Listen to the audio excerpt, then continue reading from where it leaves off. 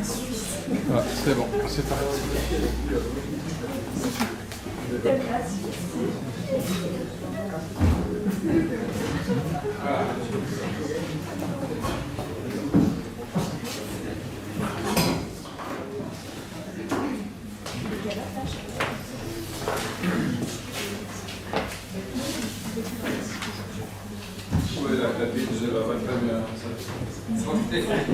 Voilà, donc on va parler de création démocratique de Pistramis. Donc, au niveau de la genèse de ce livre, quand on a demandé à Philippe de nous écrire un texte pour l'almanach des révolutions, donc un texte sur les révolutions, ce qu'il voulait, il nous a envoyé quelque chose de tellement puissant qu'on a décidé de le faire en poche. On est très content d'avoir pu le mener jusqu'à la fin avec Philippe. Ces propositions démocratiques, en fait, c'est utiliser la puissance de l'informatique pour changer la société et pour renverser les choses. L'informatique d'aujourd'hui est utilisée pour renforcer les inégalités sociales. Elle devrait au contraire être utilisée au bénéfice de tous, en portant une attention particulière aux droits des citoyens les plus faibles et aux devoirs des plus puissants. Donc, quand Philippe nous a envoyé ce texte-là, moi je lui ai dit, écoute, on pourrait en faire un poche. Et il dit, ah ouais, mais je ne voudrais pas qu'il y ait mon nom dessus. Parce que ce texte, ce sont que des propositions, donc il faut que ça évolue. Donc vous êtes là aujourd'hui pour que ça évolue. Voilà. Et puis, il me dit, à un certain moment, il me dit, encore mieux, je viens de trouver un truc qui fonctionne, je crois. On supprime mon nom, pas de nom. On est cohérent avec le projet, le nom est dedans. Le titre seul, impact, qu'en penses-tu? Puis là, je lui ai rappelé quand même que c'est lui qui l'avait écrit. Et il me dit, ah, ils sont tous les mêmes, ces éditeurs. Impossible de placer le livre anonyme. Voilà. Donc, on est parti de ça, et puis, on va discuter un petit peu de ce livre qui a plusieurs volets importants. Et pour ça, je passe la parole à Jean-Michel. Alors,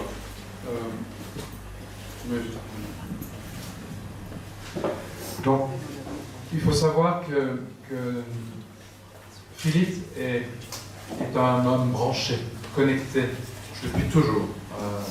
C'est pas pour rien qu'il est fondateur avec d'autres de la revue.net, qui est vraiment une revue très importante, littéraire, en ligne, uniquement en ligne. Et ça date de très nombreuses années. C'est un compagnon de route de François Bon.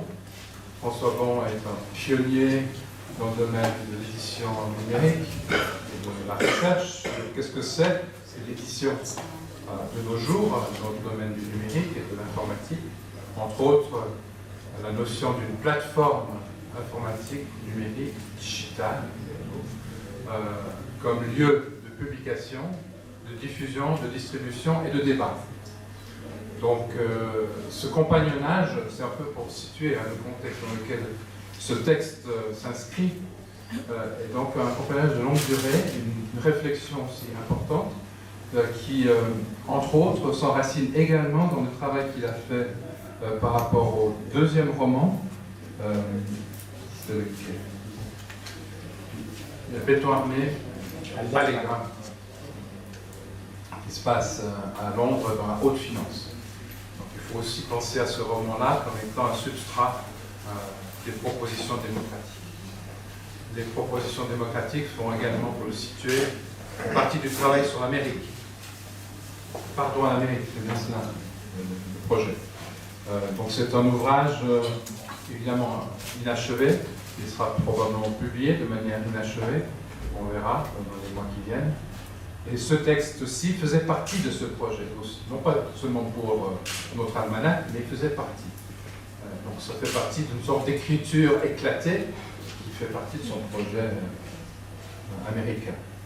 Donc cette constellation dans laquelle s'inscrit ce texte me semble important de signaler, parce qu'au cœur de ce livre, de cette proposition, on peut difficilement parler de livre, c'est un livre ouvert, dans la mesure où Pascal et Philippe, il en parlera, Pascal, avaient songé, c'est pour un projet qui va se dessiner, d'un site web consacré aux propositions démocratiques. D'autant plus que la volonté de faire connaître ce texte a été immédiate, c'est-à-dire dans les 2-3 jours après la décision de publier ce livre sous format texte, imprimé, il a lancé la traduction en anglais. Il a dit il faut le publier en anglais aussi.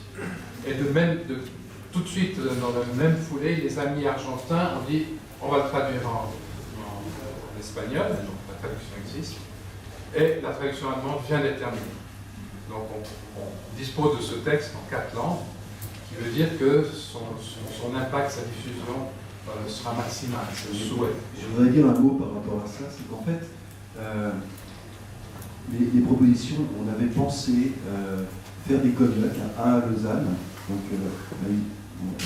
c'est là qu'on avait contacté Isaac Fante, et puis un également aux États-Unis, des rencontres aux États-Unis, donc la nécessité de le faire traduire, de le faire paraître en anglais était immédiate. Et puis il y a aussi l'histoire du web et de l'internet, où effectivement l'anglais c'est la langue par excellence.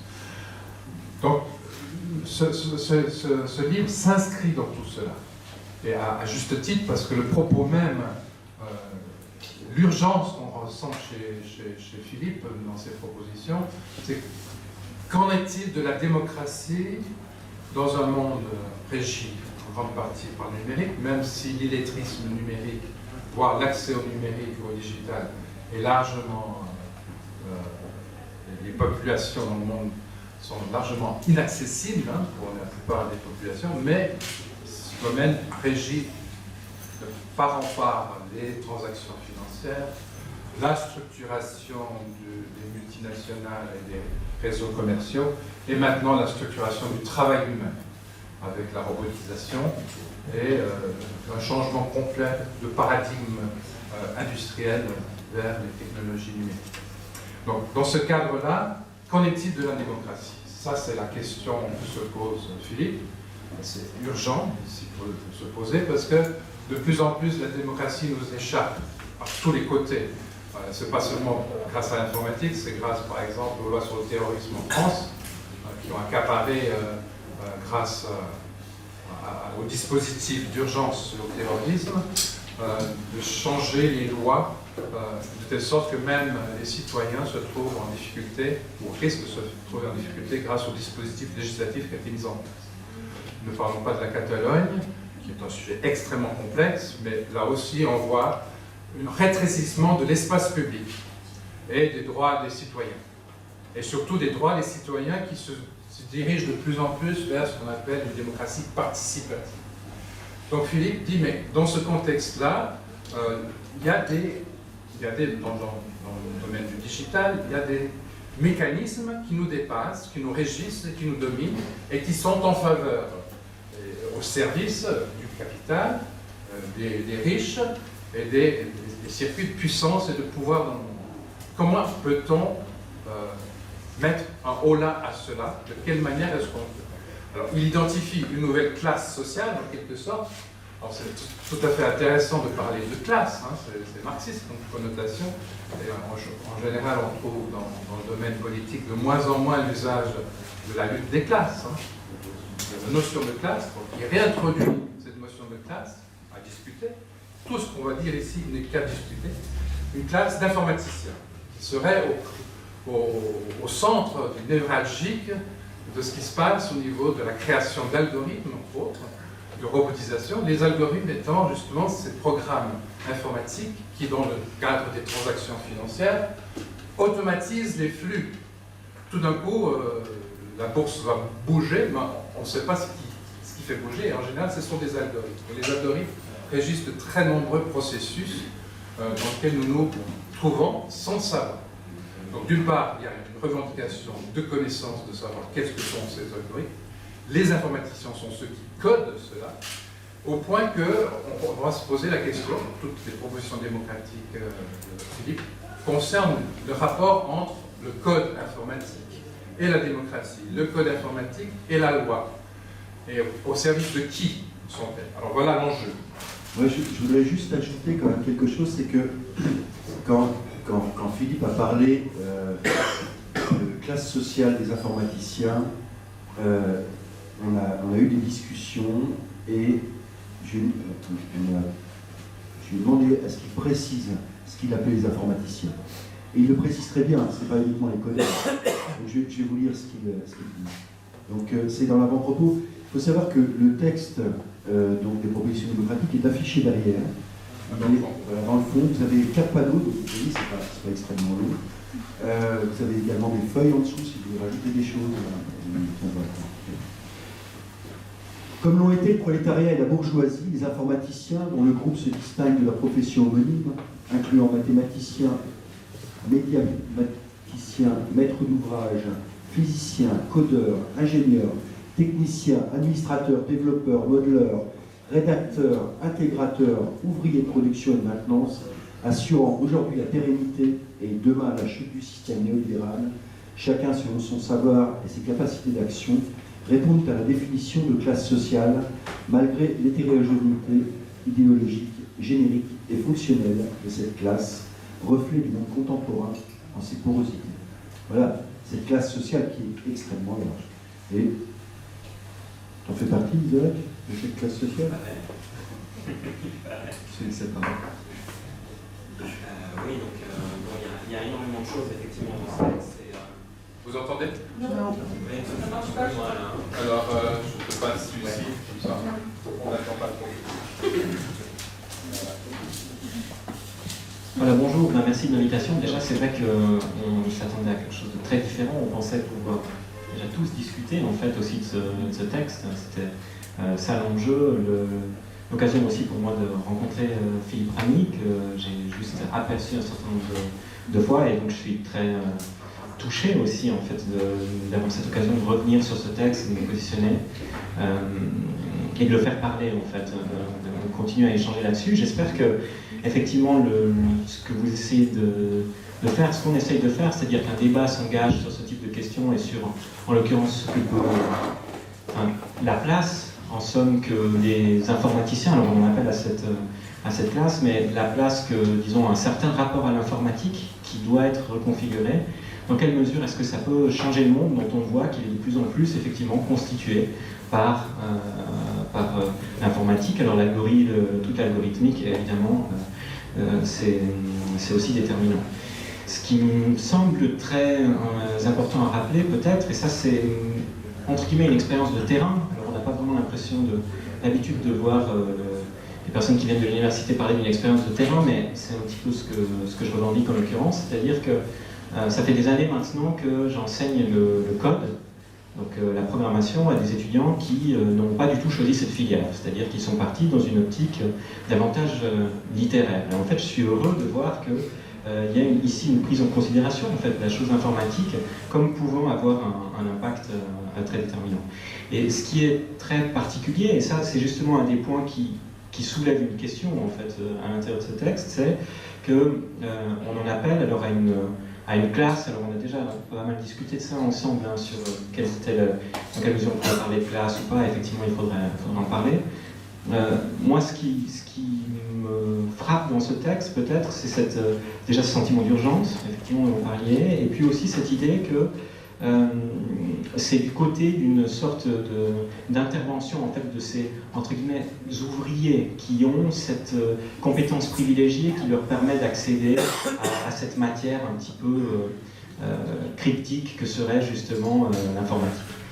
Et en fait, il y a une partie de moi qui est d'accord avec ça, c'est-à-dire qui est d'accord avec cette idée qu'il y a véritablement un enjeu très fort, et il y a une partie de moi qui considère que ce type de langage, en réalité, même s'ils ne sont pas encore partagés, sont véritablement, c'est une nouvelle langue, et que l'appel qui est lancé à l'intérieur de ce texte à mobiliser toutes les personnes qui ont ce type de compétences pour qu'elles interviennent, j'aimerais aller même encore plus loin, c'est-à-dire j'aimerais dire, mais c'est vous tous qui êtes en train d'écouter ici, qui pouvez construire un rapport différent à l'informatique, et donc il n'y a pas de délégation à faire vraisemblablement vis-à-vis d'une classe particulière. Par contre, il est certain qu'il y a un enjeu démocratique qui se joue autour de ces objets, c'est-à-dire que pour l'instant, et c'est aussi une découverte que j'ai dû faire moi-même au fur et à mesure de la pratique, disons, du rapport de l'informatique, c'est de se rendre compte que ça aussi c'est des objets culturels. Ça aussi c'est des objets, et en fait on doit à chaque fois les reculturaliser. C'est un grand effort. Et ce que je veux dire par là, c'est que ces objets, en fait, donc le code informatique et autres, on a tout à fait moyen d'en faire l'histoire. D'ailleurs, c'est une grande nouveauté maintenant, qui sort justement le code peut-être de cette façon qu'il a d'être présenté, aussi dans ce texte comme quelque chose qui permet d'atteindre des objectifs, c'est-à-dire de réaliser quelque chose, de faire des transformations. Le code, c'est aussi quelque chose qui peut être sujet à un regard esthétique. On peut avoir le même type de plaisir qu'on peut rencontrer par rapport à un texte de Philippe Ramy qu'on va lire, par rapport à la façon de faire une phrase. On va pouvoir retrouver ce même genre de choses par rapport à un texte qui... En fait, je parle de texte, mais pour moi, le code, c'est véritablement devenu un texte à part entière. Et là, il y a un enjeu, c'est-à-dire que c'est une langue qui, de plus en plus, est déterminante et qu'on ne parle pas. Et il est de plus en plus clair aujourd'hui que pour nous, pour vous tous, il faut maintenant qu'on récupère en fait ce genre de compétences, c'est-à-dire qu'on puisse se les approprier pour créer des foyers de résistance. Et là, pour moi, il y a un véritable enjeu, effectivement, et c'est en ça que je pense qu'il faudrait que ça puisse se généraliser, c'est-à-dire qu'on ne peut plus déléguer, et c'est là où peut-être j'en appelle à aller déjà un petit peu plus loin, ce qui est une autre transformation, mais à aller plus loin, c'est-à-dire faire en sorte que ces compétences se généralisent, faire en sorte que en fait, ces objets ne soient pas juste des sujets à quelques articles dans le matin ou dans le 20 minutes qui reviennent à dire « tiens, tel algorithme en fait peut décider ceci, etc. » Non, c'est des objets culturels à part entière. Et ces objets culturels à part entière, on peut en faire la critique, on peut se les approprier, on peut retourner vers eux. Et là, il y a un véritable enjeu démocratique. Là, il y a des propositions démocratiques à faire, et ça suppose justement de créer des hybrides, le genre d'efforts qui sont très très compliqués, et qui pourrait amener justement un petit peu, comme le demande Philippe, à ce que, eh bien, on change un peu cet ordre mondial qui est esquissé, alors peut-être de façon très, dans une veine très utopique justement. Et là, je pense qu'il y a vraiment quelque chose à faire. En parlant d'utopie, je vais repasser la parole à Jean, par rapport à un ouvrage de Zuppirolli, Libero Zuppirolli, qui paraît ces jours-ci. Oui, alors effectivement, Philippe, pour faire le lien, Philippe Ramy dessine une utopie dans cet ouvrage qui est vraiment très vague et très large. C'est-à-dire, quelle promesse est-ce que la technologie, celle des algorithmes entre autres, celle des informaticiens, peut offrir pour un avenir démocratique, ou plus démocratique. Il va très loin. Hein. Je vais faire le lien avec Zuppirolli. Mais juste nommer un certain nombre d'horizons, d'attentes que Philippe dessine dans ses propositions. L'informatique au service de la démocratie, la lutte contre la pauvreté, les algorithmes à l'envers, des contraintes que les informaticiens vont imposer au système tel qu'il est, donc le renversement, la redistribution des richesses, bref, on a là tout un programme.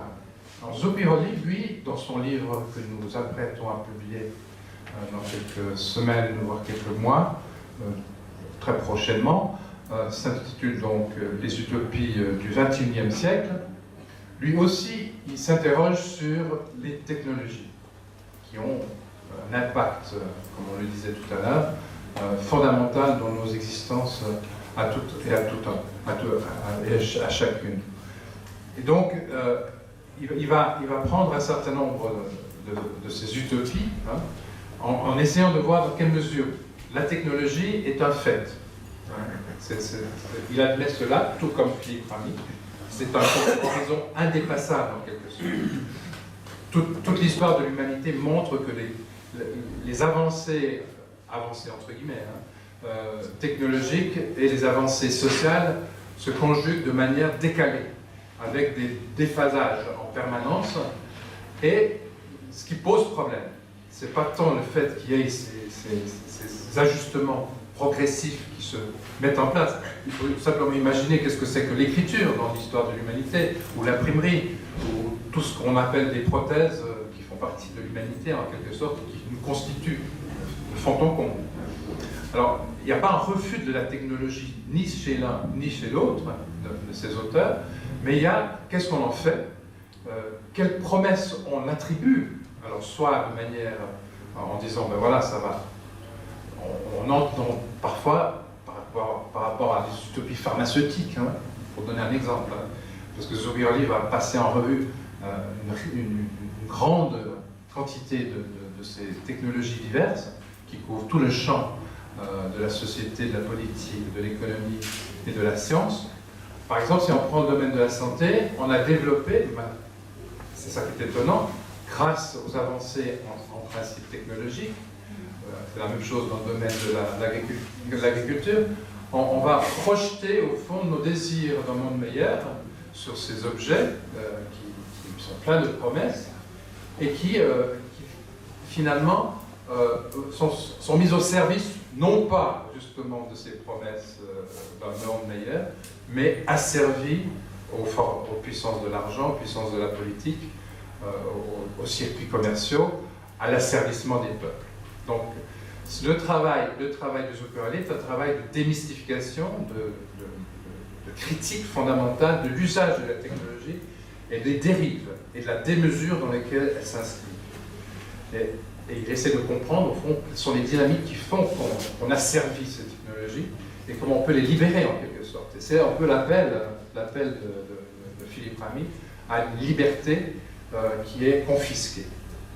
Donc ce n'est pas une critique ni chez l'un ni chez l'autre de la technologie en tant que telle, mais elle n'est pas neutre, hein, loin de là, loin de là. Mais d'essayer de voir quels sont les mécanismes, en tout cas Zuccarelli va creuser très à fond, quels sont les mécanismes qui font qu'on part dans des dérives, qu'on construit des rêves, et là-dessus, il y a beaucoup d'intérêts qui sont en jeu.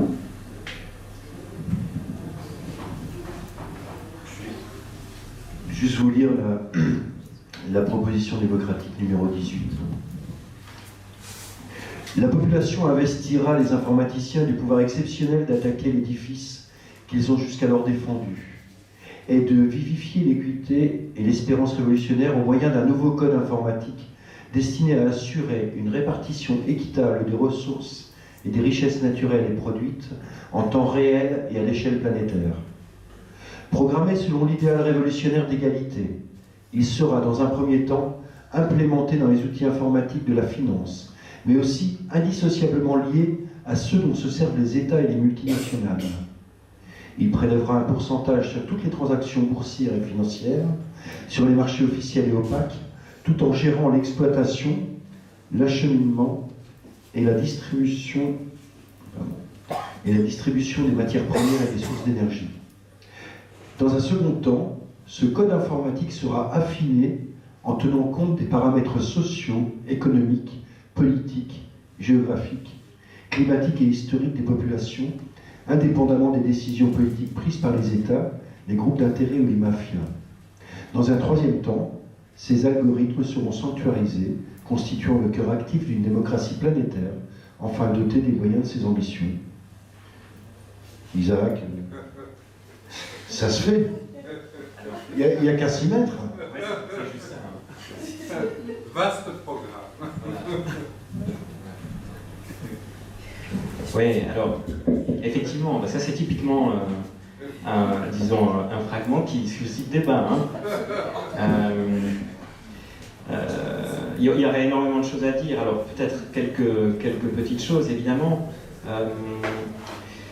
Si je reviens vraiment phrase par phrase, mais là je suis sur la version anglaise, alors une seconde.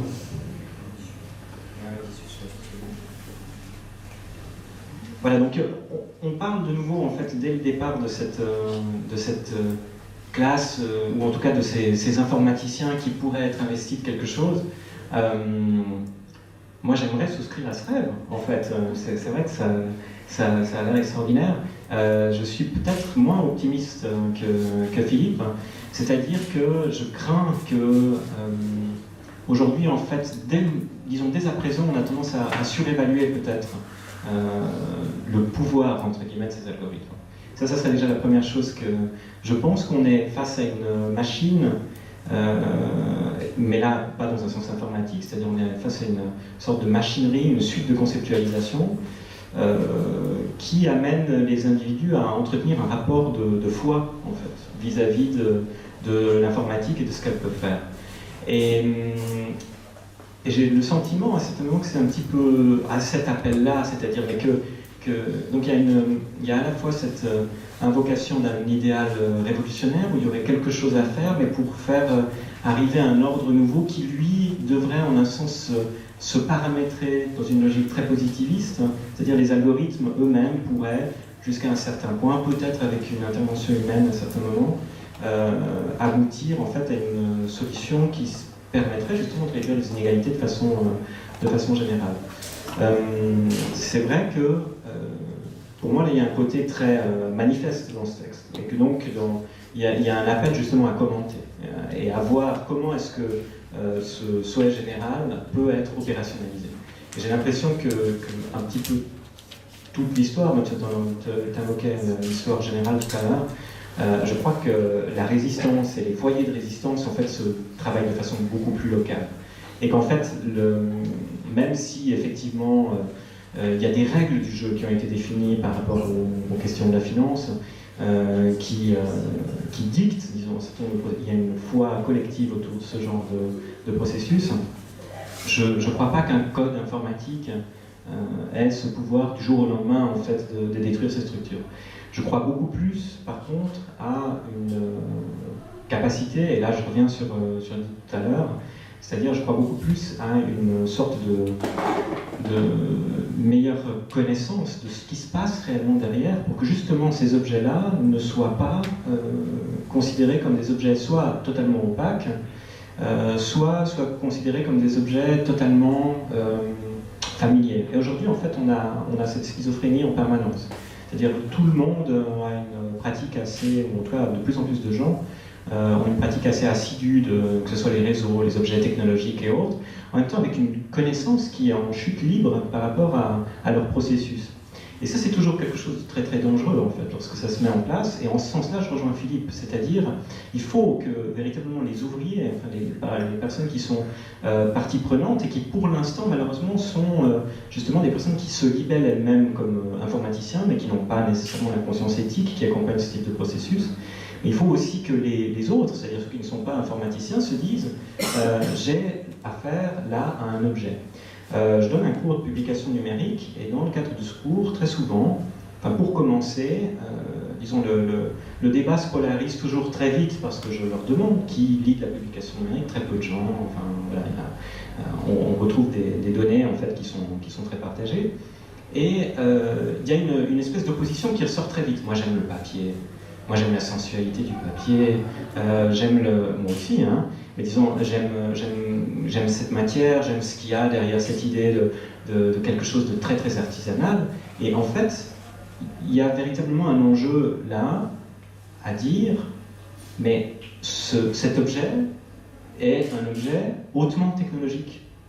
Et en fait, vous devez le concevoir comme ça. Tant que vous ne concevrez pas cet objet-ci comme le résultat d'une histoire très complexe qui est passée par le parchemin, le manuscrit, etc., où il a fallu à peu près 80 ans entre les premiers moments où on a commencé à se dire que peut-être une couverture et un titre, ce serait une façon d'identifier quelque chose. À peu près 80 ans pour que les procédures se stabilisent. Donc là, on a un objet technologique en fait très très avancé, qui ne se recharge pas. Ok, mais sinon, en dehors de ça, c'est un objet technologique.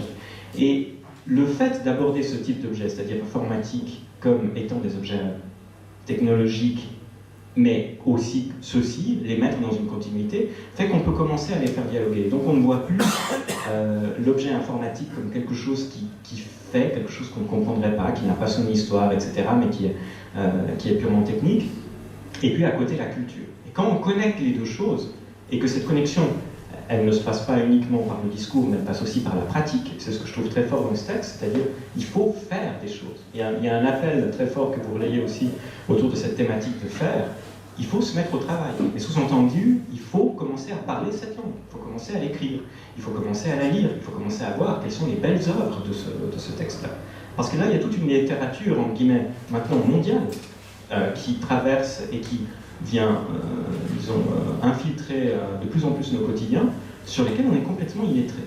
Et pour moi, la première résistance, entre guillemets, elle est là. C'est-à-dire, dans une logique un petit peu plus foucaldienne, disons, on peut essayer de créer des petits foyers. Et ces petits foyers, eh bien, c'est déjà par comprendre ces objets. Et ce que peut esquisser Philippe ici, j'ai l'impression que si ça doit arriver, ça arrivera seulement après ça, c'est-à-dire après cette réappropriation de ces objets. En tout cas, ce qui est très fort, pas fort, mais la revendication qu'il y a au fond de ces propositions, c'est la responsabilisation de tout un chacun dans le domaine qui est le sien, en particulier dans les domaines névralgiques comme celui de l'informatique et du digital. Donc, on va d'une éducation démocratique qui va de pair avec une éducation technologique. L'une sans l'autre mène justement au pire désastre, à une déconnexion de la société par rapport à ces objets, et donc leur donnant une capacité de nuisance plutôt de nuisance pour les populations générales et de profit pour les autres, les minorités riches et puissantes. Je pense qu'il y a aussi derrière les propositions de Philippe l'idée du hacker, en quelque sorte, qui lui va avoir un travail de disruption comme les whistleblowers, qui est plutôt de l'agit-prop, de l'action politique forte, d'infiltrer les réseaux, de les déréguler, de les faire partir en tilt. C'est aussi une possibilité d'action dans ce domaine, qui ne serait peut-être pas démocratique dans le sens de processus démocratique, mais d'action coup de poing. Dans la rue, parfois il faut le faire. Je ne sais pas s'il y a ça aussi chez Philippe, mais il y a une volonté de penser ces personnes comme des révolutionnaires. C'est un terme utile. Oui, c'est très clair. Quand il dit donc la proposition 17, qui est très courte, investi d'un pouvoir immense dont il n'a pas encore pris la mesure, l'informaticien entretient le maître qu'il nourrit. Mais demain, il s'affranchira de son autorité. Comme le bourgeois a supplanté le roi dont il était le banquier, l'informaticien réduira l'oligarque à sa merci au lieu de l'engraisser. Je pense que tu vas dire quelque chose, Oui, juste sur cette notion du faire, effectivement, il y a un livre qui est paru, l'auteur maintenant m'échappe, mais d'un sociologue qui s'est intéressé à tout le processus des Fab Labs, et c'est l'âge du faire en particulier. Il y a un véritable retour sur le faire maintenant. Et il y a un enjeu en fait autour du hacking, mais le hacking pris de nouveau dans un sens qui peut être tout à fait non technologique. J'aime beaucoup cette image qu'on cite souvent justement pour expliquer la conception du hacking. À partir du moment où, sous votre lit, vous vous servez simplement de votre balai pour aller chercher quelque chose sous le lit, vous êtes en train de hacker votre balai. C'est-à-dire que vous êtes en train en fait de le détourner de son utilisation primordiale pour l'amener à faire autre chose. Le hacking, c'est rien que ça. Et effectivement, il faudrait que ce soit généralisé au code avec le plus de gens possible. Voilà, donc... Ok. C'est parti. C'est amusant parce que l'angle d'attaque de Philippe, c'est le code, le langage, et évidemment, son approche de technoscientifique, c'est le code. Et moi, j'ai envie d'élargir ça finalement aux technoscientifiques. Un paradigme technoscientifique, en fin de compte, c'est un paradigme qui n'est pas bien compris, c'est pas bien connu, ça fait peur. Il y a toutes ces questions aujourd'hui des fake news et puis de l'accès à la connaissance et sa validation. C'est quelque chose qui fait partie de ces enjeux cognitifs. Et donc, au fond, aujourd'hui, on a les Fab Labs, c'est plus professionnalisant, on a des hackerspaces qui essaiment un peu partout, et on a la condition logistique, on a l'infrastructure potentielle à travers les hackerspaces qui essaiment un peu partout de réessaimer les sciences à partir du bas, de l'intérieur de la société, de faire infuser ces connaissances autour du partage, de l'impression 3D, de coding day, etc. Alors, on va peut-être pas tous apprendre du Python et tu sais, au-dessus, je parle, c'est quand même, il y a une multiplicité de langages. Alors, c'est passionnant, c'est bien de les faire connaître, mais il n'y a pas que le code. Il y a toutes les IA qui après nous permettront de manipuler un certain nombre de données, il y a toutes les infrastructures techniques, il On peut construire des machines, on peut construire des robots, on peut construire des exosquelettes bientôt. Et finalement, peut-être c'est bien d'élargir aux technoscientifiques dans le sens large. Et de dire qu'on a déjà quelque chose aujourd'hui qui existe dans ce sens depuis 4, 5, 6 ans, un peu partout dans le monde. Et ils envisagent d'utiliser ça dans les villages en Afrique, qui sont coupés, ou je sais pas, en Afrique, mais ça peut être partout dans le monde, où on est dans des zones rurales, coupées des possibilités urbaines pour construire des infrastructures de base, pour imprimer des lentilles pour mieux voir. Enfin, c'est quelque chose de plus vaste, j'ai l'impression. Oui, moi je pense qu'il ne faut jamais oublier dans cette histoire, c'est qui est derrière une machine, qui est derrière un code, et pour quelle raison, et pourquoi on fait un code, et puis quelle intention on le fait. C'est toujours cette même question. Après, moi je suis d'accord avec ce que vous avez dit, puis je trouve effectivement que la meilleure solution pour avancer dans les problèmes de ce genre, c'est que les gens les approprient. Donc c'est d'apprendre les langages. Il n'y a pas besoin de coder tous les jours pour ça, mais en tout cas de savoir comment ça fonctionne et puis de savoir ce qu'il y a derrière. Donc en quelque sorte d'apprendre soi-même les choses pour les démystifier, pour savoir ce qu'elles sont. J'ai l'impression que je n'ai pas lu tout ce texte, je me réjouis de le lire. Philippe était vraiment un très grand ami, on en parlait tout à l'heure. Il s'est peut-être même mis à essayer de faire du hacking. Voilà. Mais derrière les hackers dont vous parlez, il y a des bons hackers, il y a les hackers qui le font pour la société, pour des bonnes raisons. Et puis il y a d'autres gens qui sont bien moins recommandables et qui vont essayer, eux, d'escroquer d'autres gens, enfin, de s'approprier des choses qui sont pas à eux, enfin, aussi de prendre la naïveté d'autres gens pour essayer de se faire du truc avec. Et puis après, l'autre chose, moi je dirais, où je ne suis pas tout à fait d'accord avec vous, c'est que oui, dans ça, il y a de la technologie, alors ça c'est clair. Par contre, il y a quelque chose qui a pas avec ceci, c'est toute la télémétrie qui va avec l'informatique. La télémétrie, c'est mesurer les données d'un individu pour savoir qui est cet individu, quelles habitudes il a, et puis à partir de ces données-là, de reconstruire justement, soit par de l'algorithme, soit par d'autres choses, d'autres stratégies, des stratégies qui permettent de gagner de l'argent, et beaucoup d'argent dans une masse énorme de gens, donc des milliards de gens qui de plus en plus ont des téléphones portables et des ordinateurs portables, qui sont à chaque fois monitorés, chaque seconde, à chaque geste qu'on fait. Pour ça c'est quelque chose de très inquiétant. Voilà. Je passais. Je sais pas si vous voulez. Continuer comme ça, et puis. Je sais pas, à quel moment. On verra bien. Ouais, vous êtes sur la scène, mais c'est pas. Vous pouvez être dans le public maintenant, en fait. On fait la révolution, hein. Moi, j'ai une remarque et une question.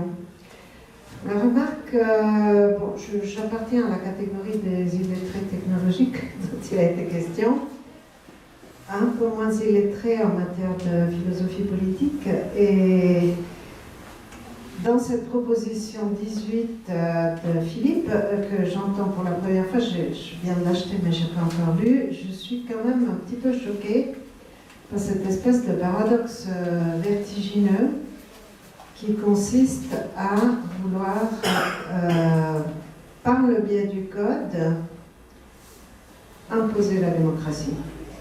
Ça, c'est une tentation qui n'est pas nouvelle dans l'histoire, mais à mon avis, ça rappelle un petit peu trop des démarches genre révolution culturelle, pour lesquelles je n'ai pas trop de sympathie, tout en ne versant évidemment pas dans le néolibéralisme. Ça, c'est ma première remarque. La question, et c'est une vraie question, alors, j'ai été très intéressée par le discours que j'ai entendu sur l'informatique, mais comme vous le savez, comme tout le monde le sait, le discours sur l'informatique est double. Et le discours dominant dans les médias, dans les conversations de salon, de café de commerce, c'est souvent, au contraire, cet apport de démocratie que l'informatique, la numérisation, etc. nous aurait apporté. Personnellement, je suis plus sensible à l'alarme qui est lancée ce soir, mais ma question est la suivante. Ces deux discours nous apparaissent juxtaposés. Ce ne sont pas les mêmes personnes qui les tiennent. Et personnellement, mais encore une fois, je suis très ignorante en la matière, je n'ai jamais assisté à un véritable effort théorique, mais ça doit exister, sauf que je n'ai pas les bonnes références, pour mettre ces discours non seulement l'un face à face de l'autre, mais pour qu'ils entrent en dialogue, en débat, en discussion. Est-ce que c'est faux de dire que l'informatisation de la société nous a apporté des conquêtes démocratiques, justement dans l'ordre du participatif qui était évoqué tout à l'heure? Est-ce que la critique tout à fait certainement pertinente que vous venez de faire sur la base des écrits de Philippe invalide le discours sur la démocratie participative qui sera induite par l'informatisation? Et voilà, j'ai absolument pas de réponse et je me réjouis de vous entendre. Première chose, c'est pas l'imposition de la démocratie par le code, c'est le processus de démocratisation du code qui est souhaité dans les thèses de Philippe.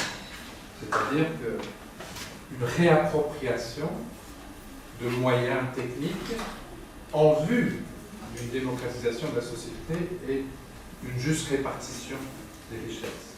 C'est ça l'horizon.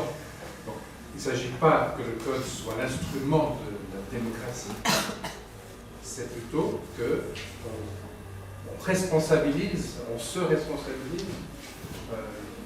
les groupes sociaux qui sont directement liés à sa mise en place. Programmer selon l'idéal révolutionnaire d'égalité, etc.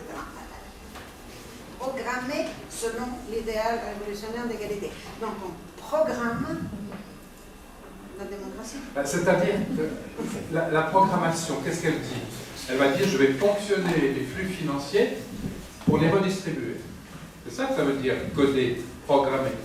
Tu programmes une redistribution des richesses. Parce que ce sont des programmes qui captent la richesse.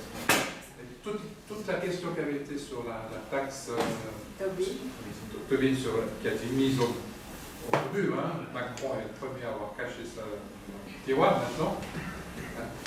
Ça, c'est un processus de programmation pour capter les flux financiers qui sont redistribués là où ils devraient être.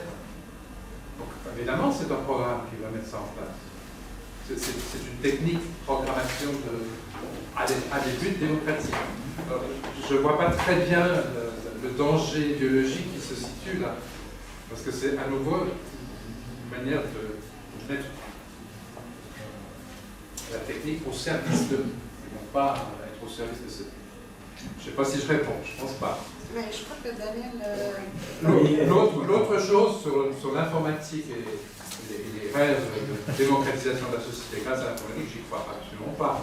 En plus, je dis croire, on parle de croyance, c'est déjà significatif. Là, ce sont à nouveau des promesses. Le discours qu'on tient sûr de faire passer, c'est là où Zucchironi est fort intéressant, c'est parce qu'il va décortiquer toutes ces promesses. Dire, mais qu'est-ce qui se cache derrière ces promesses? Mais Daniel. Oui, effectivement, je vois les mêmes problèmes là dans ce paragraphe 18. Pour moi, c'est très clairement une vision léniniste, trotskiste et maoïste de la révolution. La population investira les informaticiens du pouvoir exceptionnel d'attaquer l'édifice.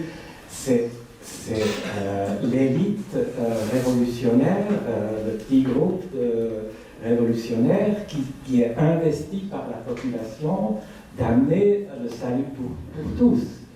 Et je m'étonne énormément et je pense que les informaticiens qui ont effectivement un esprit révolutionnaire et qui essayent de subvertir le système s'étonneront aussi. Eux, c'est plutôt dans une démarche anarchiste qu'ils avancent, aussi du point de vue d'organisation, du point de vue de l'esprit, du point de vue aussi de la technologie qu'ils ont. Je ne veux pas polémiquer contre ce manifeste-là.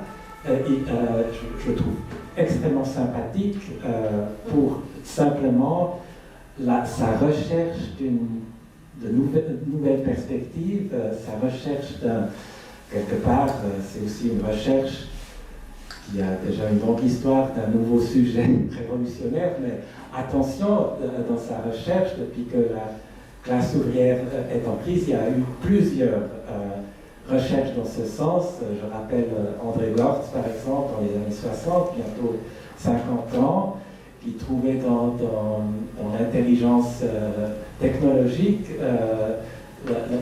la nouvelle classe révolutionnaire, et on voit que effectivement, dans la société post-industrielle, les nouvelles classes moyennes ont maintenant le pouvoir, mais c'est plutôt la base politique d'un Macron que de quelqu'un d'autre. Et j'ai énormément de sympathie pour cette recherche et énormément de réserve dans ce qui est proposé. Du reste, c'est le but de Philippe, à mon avis. Je ne sais pas quelle est. Comme c'est à la fois un manifeste des propositions démocratiques, on est dans une structure de discours qui fait qu'il y aura des formulations qui sont vraiment sujettes à caution. Quand je lis dans certaines de ces propositions où la notion de peuple disparaît pour celle de population, qu'est-ce que ça veut dire sur le plan de la politique, pensée politique? L'État fait place à la société humaine. Et c'est dans les propositions démocratiques de Philippe. Là, j'ai de la peine à adhérer à ceci parce que c'est d'une généralité telle, un niveau d'abstraction tel que je ne sais pas à quelle philosophie politique ça se rattache, à quelle dynamique, à quelle pensée politique. Donc, effectivement, on a essentiellement des propositions qui sont sujettes à caution, qui sont peut-être à décortiquer, à discuter. C'est le mérite de prendre un texte comme celui-ci, de nous faire provoquer la pensée et de nous choquer peut-être. Je ne sais pas exactement, hein, il n'est pas là pour nous répondre maintenant, mais en tout cas il nous laisse des pépites dures à croquer, voire même des considérations inquiétantes qui nous traversent en lisant cette phrase. En tous les cas, j'ai l'impression qu'il y a... Enfin, ça, on le ressent parce que j'ai le même type de malaise qui a été relevé par rapport à ces passages. Moi, j'ai l'impression qu'à certains moments, il y a une sorte d'écrasement de deux... Alors, on sent qu'il y a une sorte d'appel à la responsabilisation de ces gens. C'est-à-dire, vous êtes des informaticiens, vous pouvez faire en sorte que ça change. Ayez une conscience politique, en un sens. C'est un peu ça l'appel. Au-delà de ça, justement, j'ai l'impression qu'il y a certaines choses que le code peut faire, et il y a d'autres choses que le politique peut faire. Et doit faire. Et ça peut être assez inquiétant de penser qu'on va pouvoir déléguer l'un à l'autre.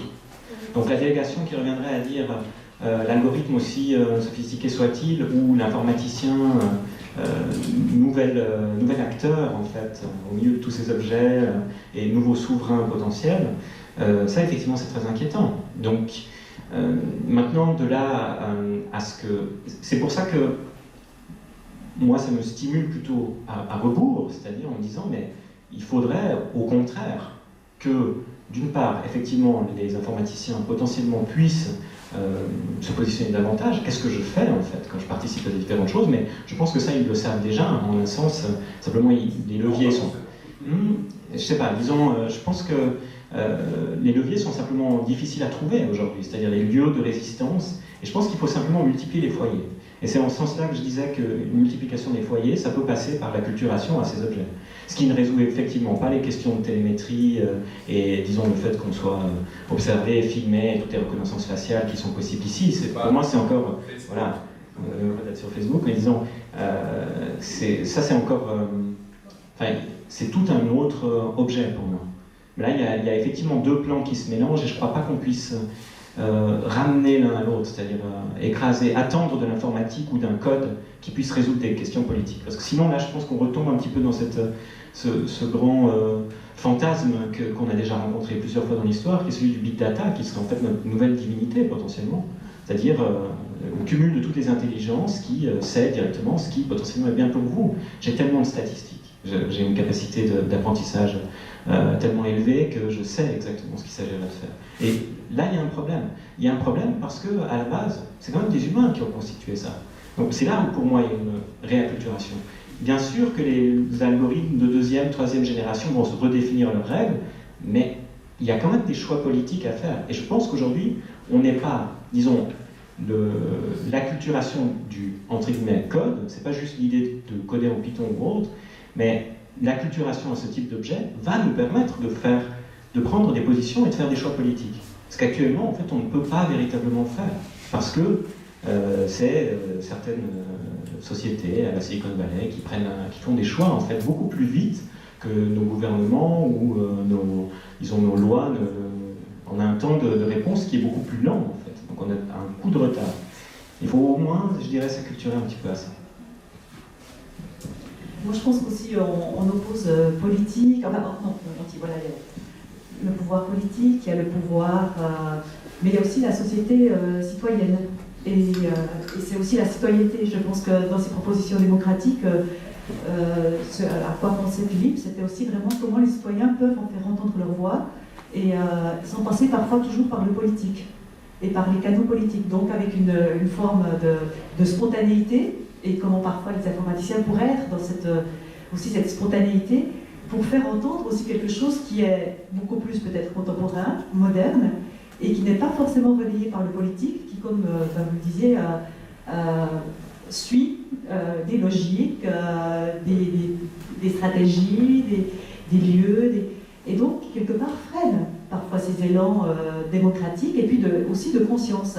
Donc il y a cet aspect-là aussi de la conscience, dans le sens aussi, par exemple, pour de la planète, du vivre ensemble, de ce que c'est la définition d'une vie bonne. Et je pense que ces éléments-là sont des éléments que l'on pourrait peut-être mettre au cœur aussi de l'informatique. C'est juste une chose encore par rapport à ce qui avait été dit tout à l'heure. Moi, je suis d'accord avec le monsieur Lalanne qui en parlait là. Il y a des côtés choquants hein, dans certaines choses, mais je pense que Philippe, que je connaissais quand même bien, il avait envie de choquer, il avait envie, en fait il n'est pas là parmi nous, mais s'il avait été là, il aurait été heureux de ce débat, il aurait été heureux de provoquer un débat et que les gens fassent ces remarques, c'est-à-dire lui disent mais comment vous avez pensé ça, mais comment c'est possible, vous pensez une chose comme ça, etc.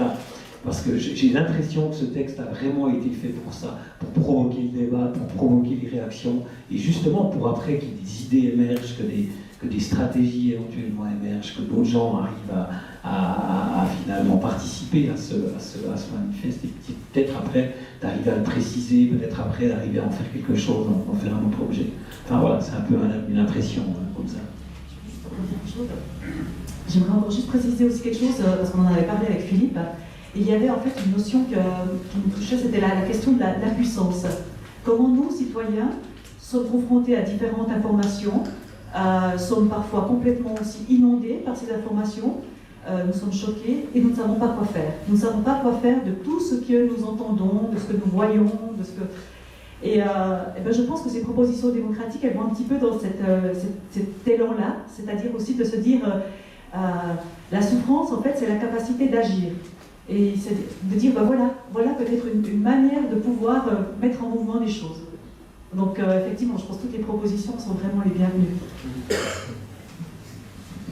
Je vais aussi ajouter à ça que c'est quand même l'œuvre d'un poète. Donc, quand même, on est une langue chargée en référent révolutionnaire, mais qui parle de l'informatique, qui parle de l'intelligence artificielle, et c'est pas anodin. Donc, je te rejoins tout à fait sur le côté provocateur.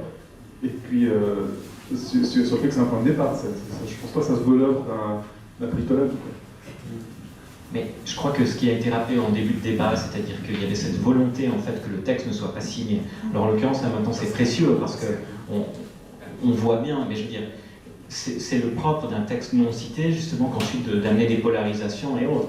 Et effectivement, ça avait l'air d'être fait dans cet horizon-là, et je pense que c'est un peu dans cet horizon-là qu'on le prend, c'est-à-dire, on ne prend pas ça comme, je dirais, comme argent comptant, au contraire, on essaye d'envisager des voies de résistance et d'être choqué par certaines choses, certains propos qui vont pas, en fait.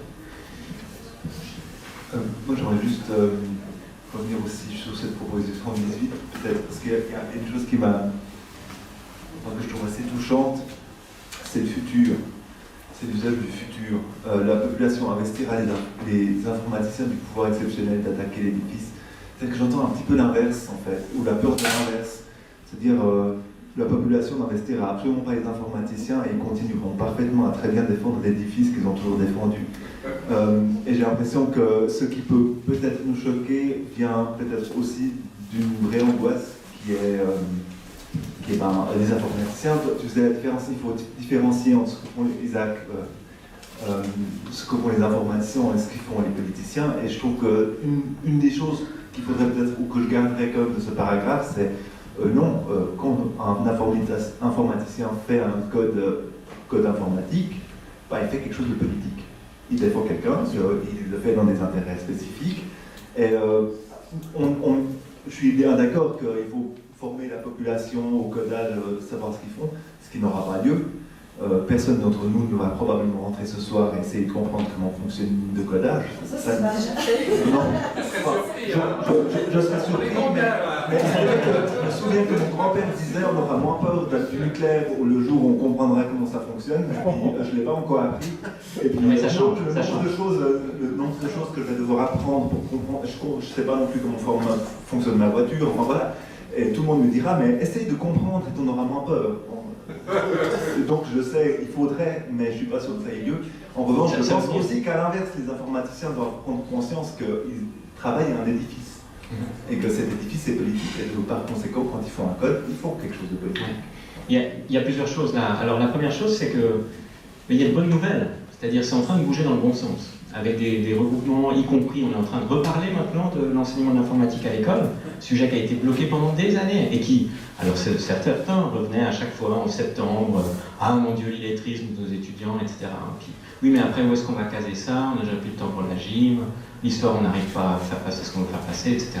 Maintenant, ça change, c'est-à-dire qu'il y a vraiment une volonté politique, y compris par rapport à certaines modifications très récentes, qui font que les révisions, disons, il y a des commissions mises sur pied pour faire en sorte que cette informatique, elle se réintègre et au niveau le plus bas possible, pour que ça fasse vraiment partie justement de la création d'une citoyenneté numérique.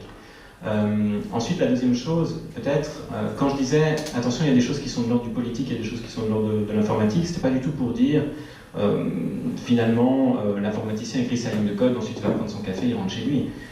Évidemment, il y a des incidences politiques par rapport à des choix qui sont perçus. C'est typiquement, on l'a vu avec Snowden, c'est typiquement un informaticien qui développe une conscience politique.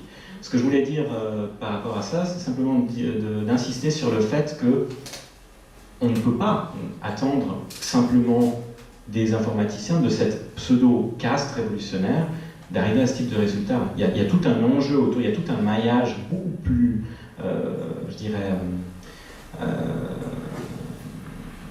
périphérique, en fait, qui va pouvoir intervenir, pas dans et qui, disons, ça va se jouer à des tas de points différents. Mais on en parle de plus en plus, en l'occurrence, en particulier par rapport à l'arrivée de toute la robotique. Quelles sont les responsabilités morales, par exemple, de ce type de, entre guillemets, individu, de tel algorithme? Quelle est sa responsabilité à partir du moment où il prend un choix particulier? Comment est-ce que ça se répartit? Donc le droit est déjà en train de penser ce type d'objet. Et ça, c'est clair que je te rejoins tout à fait, c'est fondamental. Oui, je pense effectivement que c'est très important d'apprendre à maîtriser ce langage et de le considérer comme un langage qui est porteur de quelque chose, mais je n'arrive pas à partager l'optimisme de ceux qui pensent que ça pourrait créer du nouveau et dépasser l'impuissance, ou même créer du spontané, parce qu'il me semble que c'est exactement le contraire qui est contenu en risque dans ces technologies. J'ai partagé aussi évidemment l'optimisme à propos de Snowden ou des hackers qui ont développé une action finalement très subversive. Ils ont d'ailleurs été considérés comme des terroristes par les États. j'ai pensé que c'était en effet quelque chose qui était une ouverture formidable d'une reprise de pouvoir par la population. En revanche, maintenant, le risque que je verrais, c'est le moment où les algorithmes échappent à leurs créateurs et qu'ils fassent des conglomérats qui débouchent sur des inventions qui sont potentiellement destructrices ou absurdes.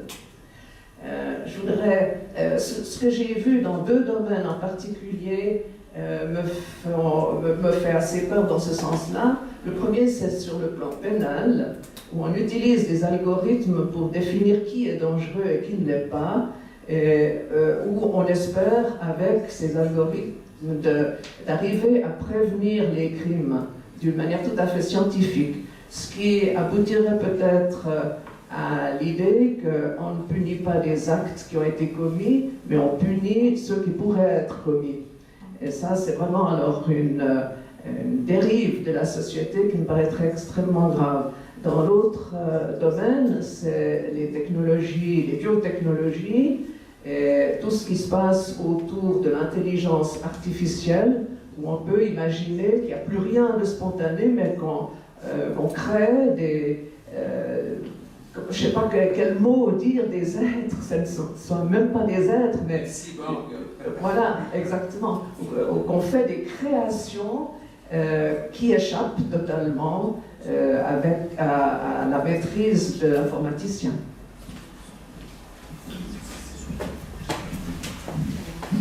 J'aimerais revenir à la notion de la classe sociale des informaticiens.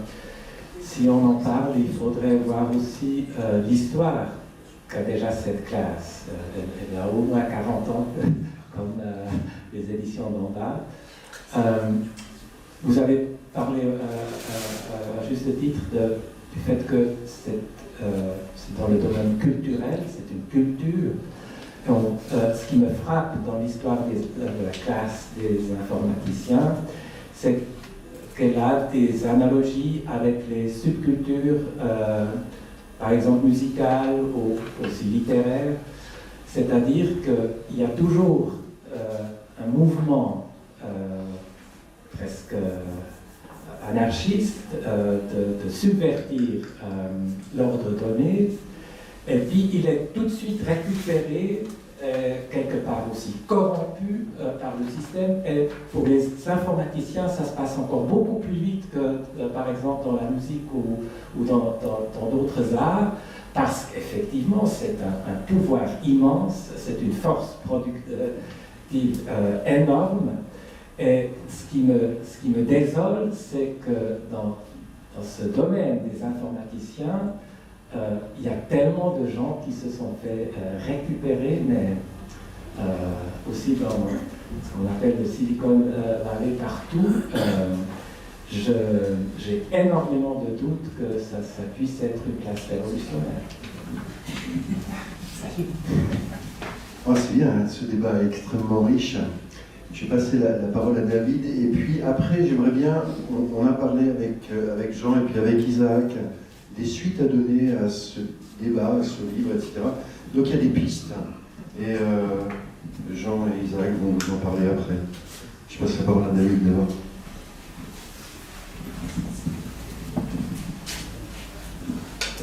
Je suis loin d'être un spécialiste d'informatique, donc je le dis simplement au niveau de l'utilisation de ce que j'en vois notamment dans les entreprises. D'abord, il me semble que pour que ce soit vraiment démocratique, il faudrait que les informaticiens soient un peu plus au cœur du travail, des gens, des groupes, et non pas une caste à part, comme c'est le cas dans les entreprises, pas seulement une classe sociale, mais au sein des entreprises. C'est un département, c'est une sorte de black room, je ne sais pas quoi, on ne sait pas où elle est d'ailleurs en général. On doit appeler un numéro de service qui va nous répondre presque automatiquement, on doit répondre ou utiliser des feuilles automatiques, remplir des formulaires automatiques pour tenter d'obtenir quelque chose. Alors déjà, si on arrivait à casser cette séparation, il me semble qu'on travaillerait en meilleure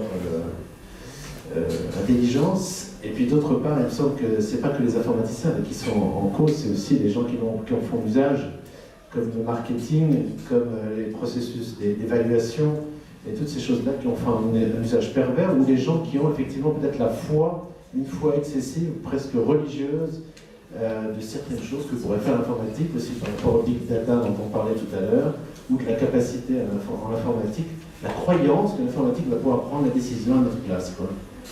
Et à s'en remettre, j'ai un exemple, là ça c'est pas vraiment, je suis pas sûr de dire que c'est l'informatique, mais j'ai un exemple concret qui me frappe parce que je vois que c'est utilisé un peu partout. On remplit maintenant, on est un groupe de 10, de 100, de 1000 personnes, on remplit un formulaire, on répond les sondages, et à la fin on fait la moyenne et on dit voilà, ça c'est le résultat, c'est les décisions. Et c'est quand même dans des jurys qui prennent des décisions pour les concours, ça m'est arrivé une fois pour la radio. Et au final, qu'est-ce qui est arrivé? C'est que les 5 premiers choix qui ont été établis en fonction des critères auxquels on a répondu, étaient aucun des 5 premiers choix qui étaient chacun des jurys. On a dû les rechercher dans les 10, 12, 15 suivants parce que c'était une moyenne, c'était médiocre. C'était pas le bon résultat. Et maintenant, je vois que partout, ces sondages sont utilisés. Et ça, c'est une question de croyance aussi. Ouais, il y aurait énormément de choses, enfin j'aimerais réagir à tout, mais peut-être directement sur cet élément-là. Et là, pour moi, justement, on entre vraiment dans le concret. C'est-à-dire que, déjà, ça pose la question du nombre, c'est-à-dire la foi dans le nombre. Finalement, on se retrouve, que ce soit vis-à-vis d'une statistique ou autre chose, on se retrouve dans cette idée que l'informatique saurait plus potentiellement. Typiquement parce que les données sont multiples, etc. Ça, c'est la première chose. La deuxième, je suis d'accord avec vous, le genre de difficulté que vous mentionnez par rapport à un service informatique, c'est le genre de difficulté qu'on peut rencontrer, ne serait-ce qu'à l'Université de Lausanne, par exemple. C'est-à-dire que ces systèmes fonctionnent encore, pour partie, sur un univers assez fermé, avec qui, en fait, le dialogue a été perdu. C'est-à-dire, on les appelle, et là, je pense qu'on est tous un peu responsables, en fait. C'est-à-dire que ce serait trop facile, j'ai entendu ça très souvent du côté des centres informatiques, mais ce serait trop facile de dire finalement les informaticiens s'enferment dans leur bulle, parce qu'on connaît des stratégies comme celle-là, hein, c'est-à-dire vous n'avez pas de meilleure façon de garder un poste dans une entreprise que d'avoir produit un code que personne ne peut lire. On ne peut simplement pas vous licencier, parce que il faut tout faire. Donc on va vous garder jusqu'à la retraite parce que votre code n'est pas documenté. Aujourd'hui, il y a une démarche qui est très, je dirais, beaucoup plus sociale. Ça, c'est le web qui l'a amené, avec un véritable partage de connaissances. On se dirige plus vers ça. Mais disons, le codage, pendant tout un temps, ça n'était pas ça. Alors, on peut estimer que c'est des, entre guillemets, lieux de pouvoir, mais on a pu le voir, en particulier, et Claire, que je ne vois plus là, mais a plus que peut-être personne connu cette thématique, c'est-à-dire que lorsque vous voulez amener dans un contexte comme une faculté qui n'est pas justement acculturée aux objets informatiques, qui ont fait un usage purement instrumental, eh bien vous vous heurtez en fait à une sorte de délégation permanente. C'est-à-dire, oui mais ça c'est les informaticiens qui vont le faire. Et donc, bien sûr on leur reproche en un sens de s'être constitués en système, mais en un sens on ne leur parlait que pour leur dire mon ordinateur ne marche pas. Et faire sortir une structure informatique de son pur rôle de service, c'est un changement culturel qui est colossal, parce que ça suppose d'aller discuter avec ces gens, déjà de parler leur langage, et de leur dire aussi qu'ils peuvent parler le nôtre, et du coup commencer à échanger, et c'est ce qu'on fait maintenant, enfin de plus en plus, il y a ce mouvement des humanités digitales, en particulier dans les universités, y compris à l'Université de Lausanne, où il y a cet enjeu de dire non, on peut créer des hybrides, mais ça suppose des luttes qui vont dans tous les sens, c'est-à-dire autant des luttes à l'intérieur de la structure purement académique, disons, traditionnelle, qui se dit non mais ça finalement c'est les autres. Le code, moi je ne fais pas, enfin ça ne m'intéresse pas, moi je vais utiliser quelques petites choses sur Word, mais pour le reste je ne vois pas qu'est-ce que ça pourrait apporter en fait que de mettre entre guillemets la main dans le cambouis, un peu ce que tu disais par rapport à la voiture. Il y a plus que ça, c'est-à-dire il y a un rapport à l'écriture, il y a un rapport à la lecture qui se reconfigure, et ça je pense que si moi j'en avais pas fait l'expérience, j'aurais le même type de positionnement par rapport à ces objets. Et donc je me dis, bon c'est vrai que là on a des sortes de structures, y compris à l'université, où les systèmes se sont autonomisés, les informaticiens font du service. Ça ne doit plus fonctionner comme ça. Et c'est en ça aussi que le texte de Philippe est intéressant, c'est-à-dire il veut sortir de là. Il faut que les informaticiens fassent autre chose. Et moi, par rapport à ça, ce que je dirais, ce serait une proposition que je viendrais ajouter, Et pour que ça marche, il faut aller dans les deux sens. C'est-à-dire on ne peut pas juste attendre des informaticiens qui nous tendent la main, il faut qu'on leur tende la main. C'est-à-dire il faut qu'on leur dise « j'ai envie de voir votre texte comme un livre », et puis qu'eux nous disent « j'ai envie de voir votre code comme un livre », et nous, il faut qu'eux nous disent « j'ai envie de voir votre livre comme un code ». Et c'est ce qui est en train de se passer maintenant.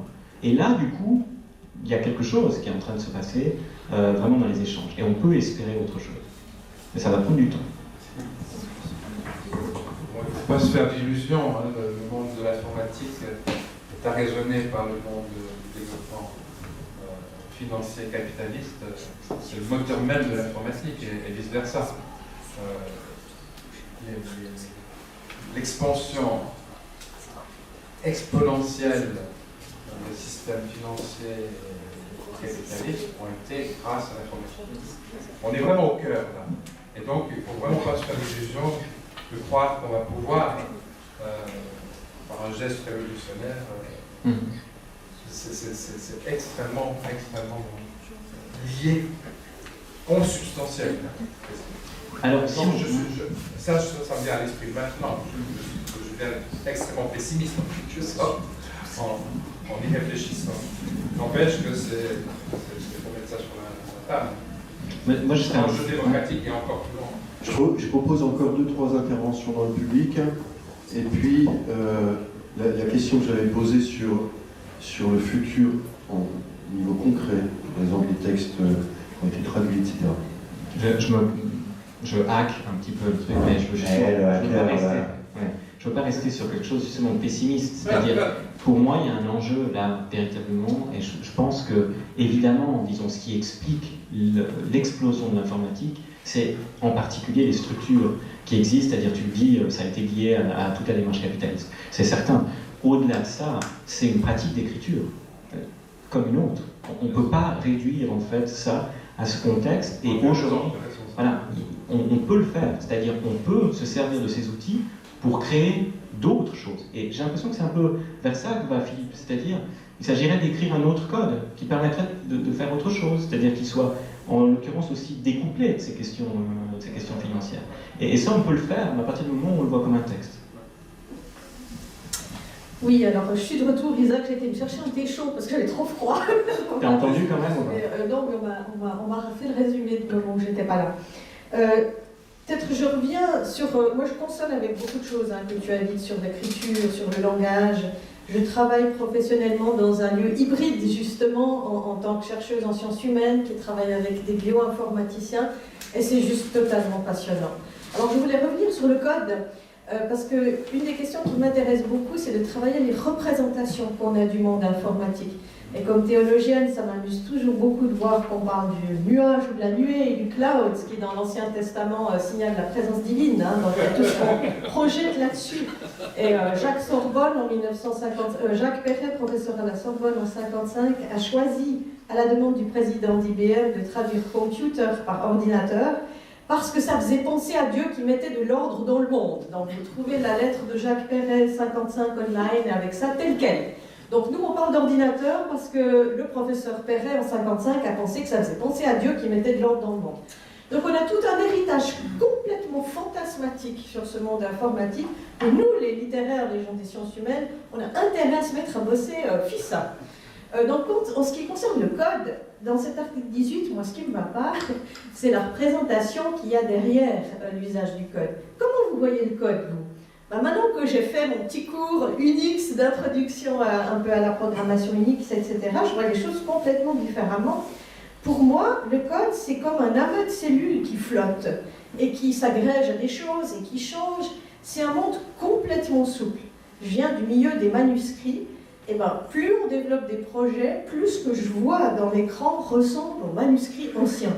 Vous avez au milieu le code, et puis comme les codes, c'est des choses vivantes qui sont changées, c'est du langage, vraiment, qui foisonne dans tous les sens. C'est pas un truc carré 0, 1, 0, 1, c'est vraiment... Alors oui, il y a des 0, 1 en amont, mais les gens qui touchent le 0, 1 à l'EPFL ou à l'Institut suisse de bioinformatique sont vraiment peu nombreux. Maintenant, tous les autres travaillent sur des langages qui entre deux. Alors quand vous voyez votre image de code, on travaille avec une équipe d'Italiens, par exemple, ils rajoutent les commentaires en italien sur le code, autour, en bas. Donc, total, c'est quasi kiff bourricot avec une image d'un manuscrit du Moyen-Âge, où vous avez le texte au milieu, puis toutes les gloses des commentateurs autour. Ça ressemble vraiment à ça. Et de la même manière, quand on parle de l'édifice que les informaticiens garderaient ou pas, voilà, alors là, je ne sais pas à quoi on fait référence. Il y a un tas d'équipes de gens qui font tout ce qu'ils peuvent partout, mais de manière vraiment comme un corps vivant, avec des choses qui s'agrègent, qui sont parfois ensemble, parfois pas du tout ensemble. Il y a par exemple un grand projet suisse qui s'appelle DLCM et qui essaye de comparer les différentes manières de gérer les données dans les universités en Suisse. Ah ben, ils ne feront jamais un seul système pour la Suisse, je peux vous dire. Hein. Et ils vont chacun probablement garder ce qu'ils font et puis essayer le plus possible de rentabiliser, de mettre les choses ensemble. Donc c'est vraiment comme un corps vivant. Et la preuve de l'analogie des représentations entre l'informatique et le vivant, c'est la grande figure d'Alan Turing, que vous avez peut-être entendu ce nom, qui a vraiment jeté les bases de l'informatique qu'on a aujourd'hui, et qui est une figure un peu dramatique comme ça, parce qu'il était homosexuel dans l'Angleterre des années 50, condamné à la prison pour homosexualité. Finalement, il a choisi la castration chimique, et au total, il a été tellement mal qu'il s'est suicidé.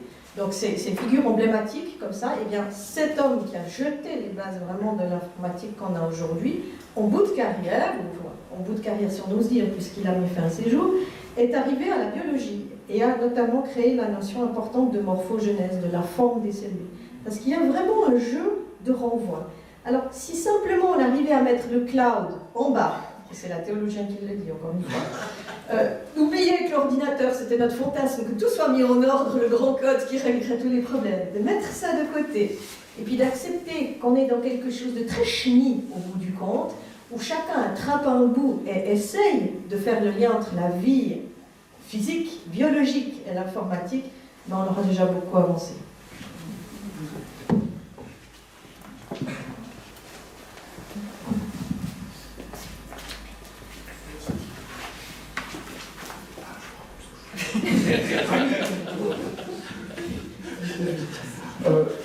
Au fond, ce qui me semble important, c'est qu'il y a une culture qui existe, qui est en train de se regrouper, d'exister, et il faut s'y intéresser.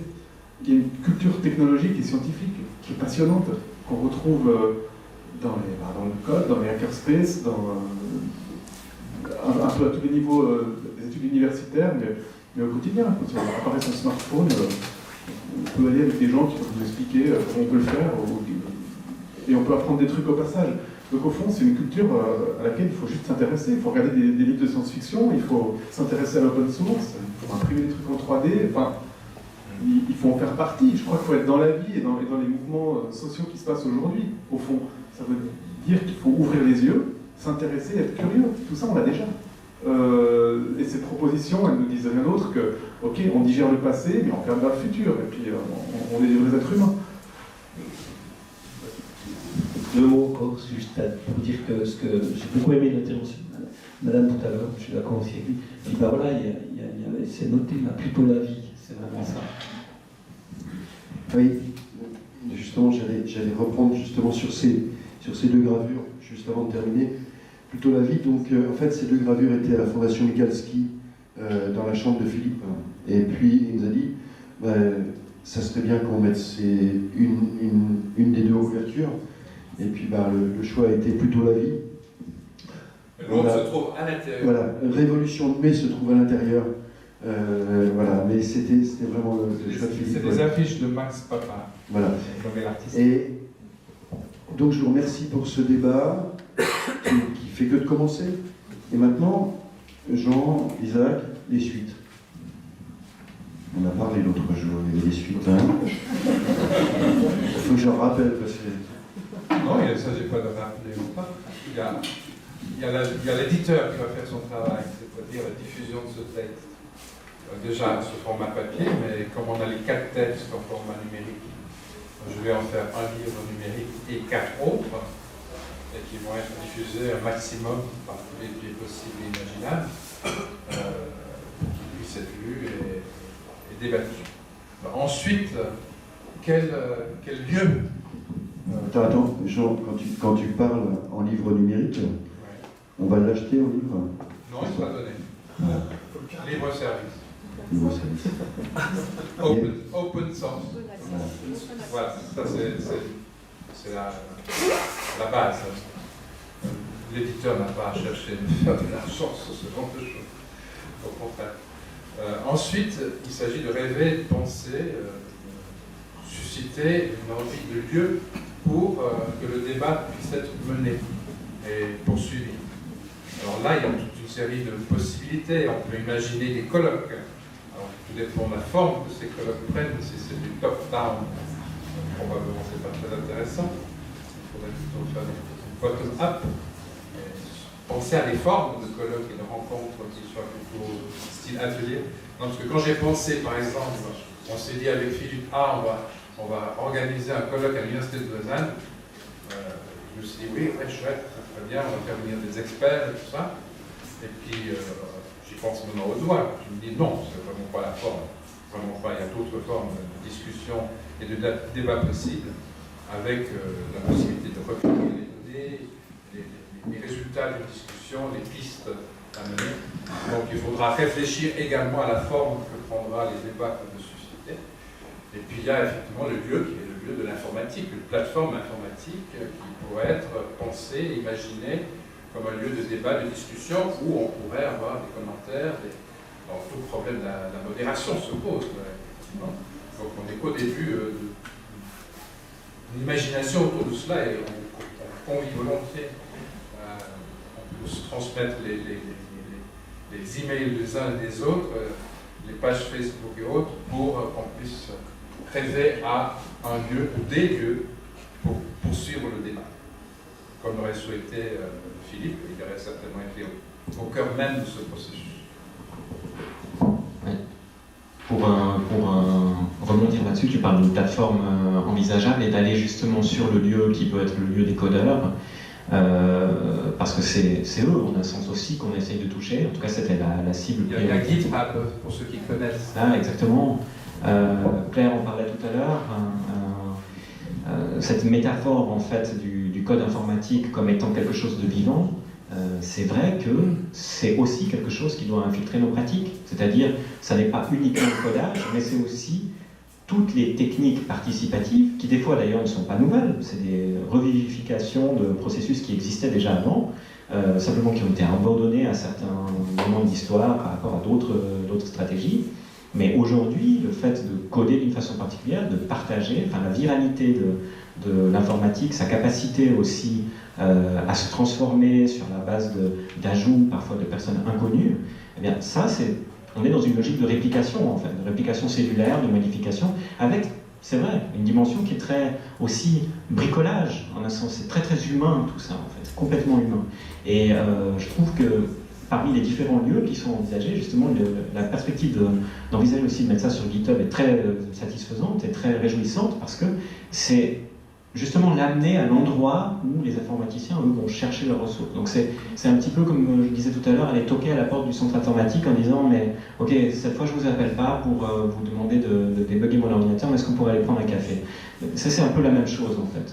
Ça peut sortir sous des formes qui sont des formes d'objets, de publications numériques et autres, mais ça peut aussi être partagé sous une forme, c'est-à-dire ce texte va devenir un code. Et du coup, sujet à des réplications qui sont des réplications quasiment biologiques, avec comme acteurs non pas des cellules, mais des êtres humains. Modestement. Voilà, merci beaucoup à vous toutes et à vous tous, et puis on continue. On continue.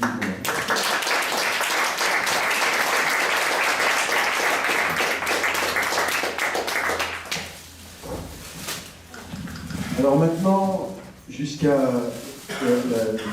entre le concert de Petit Greg qui vient tout juste d'arriver, je viens de voir, qui va jouer à 20h, il va y avoir des lectures, et puis à 19h, un petit mot des éditions pour vous dire pourquoi on fait ce finissage, et puis vous jetez 2-3 trucs sur ce qui va se passer. Et ça, c'est une surprise. Tout de suite.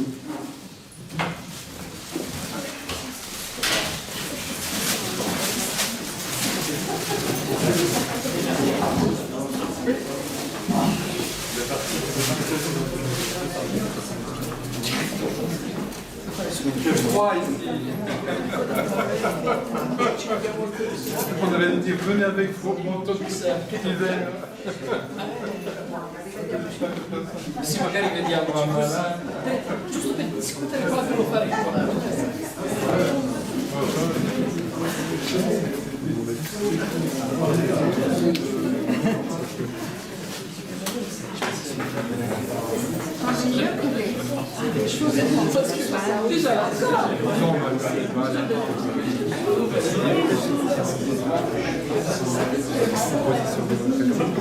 Moi, je suis pas sûr qu'à la fin, je peux me dire des lectures. Et puis, avant ça, on a une présentation de notre public sur le théâtre.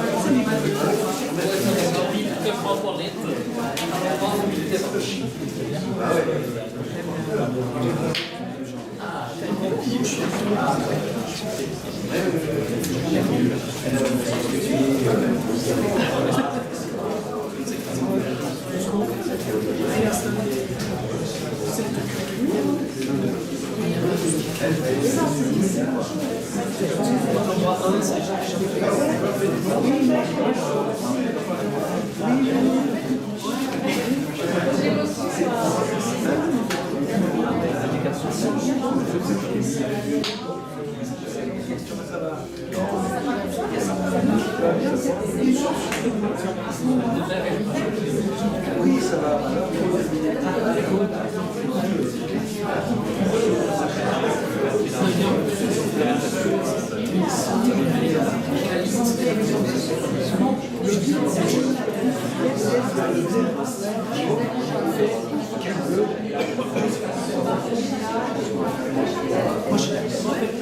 C'était la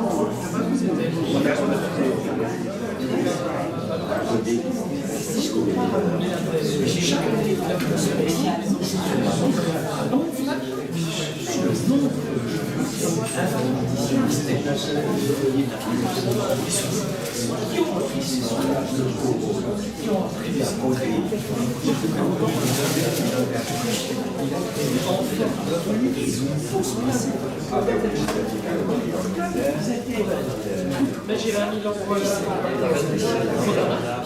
parce que ce que je me prononce c'est de voir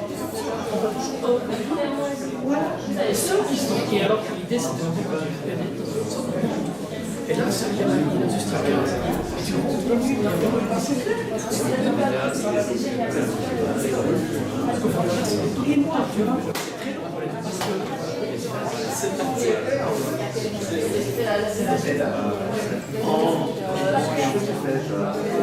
On va aller voir un truc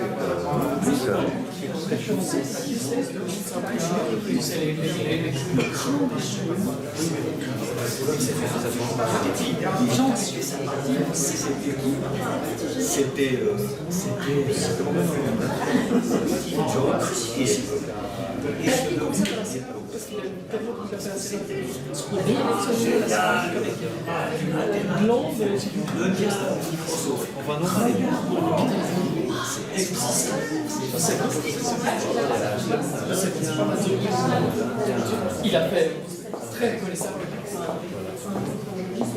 Donc je vais faire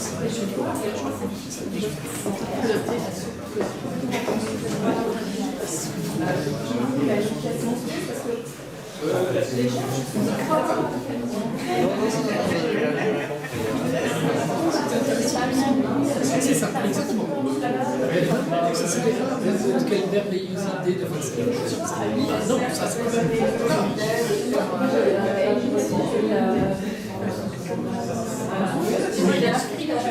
ouais, c'est ça.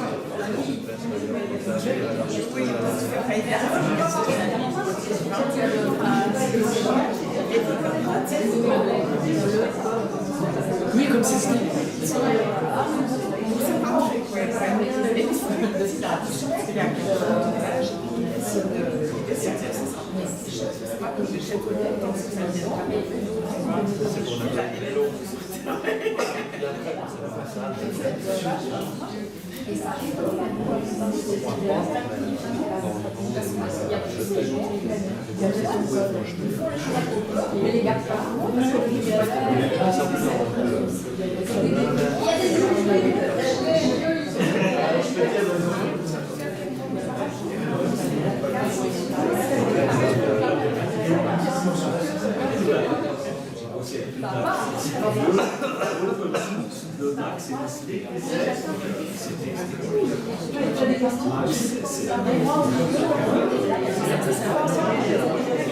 De toute façon, on n'est pas là en cœur.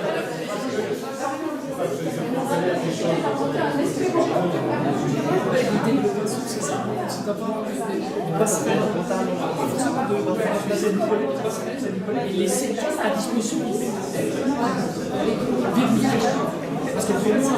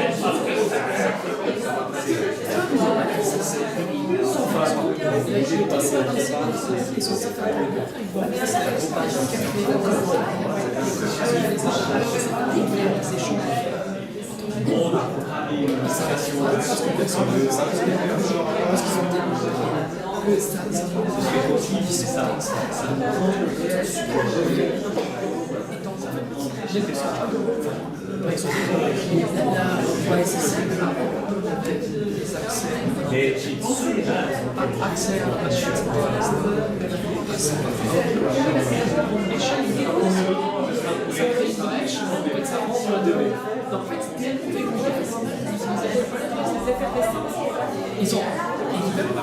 Mais maintenant, la stratégie est contraire. Et tu peux pas. C'est ça. Nécessaire. Les gens ont changé de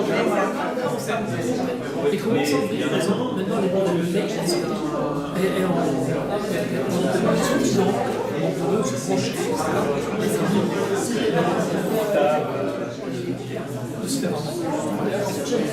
Mais c'est. Non, ils n'ont pas tort, et en fait.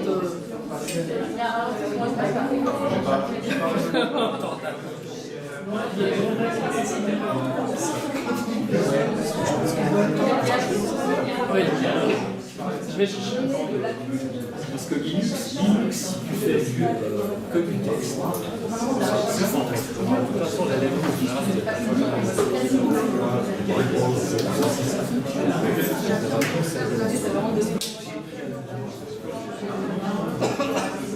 j'ai bien installé là. La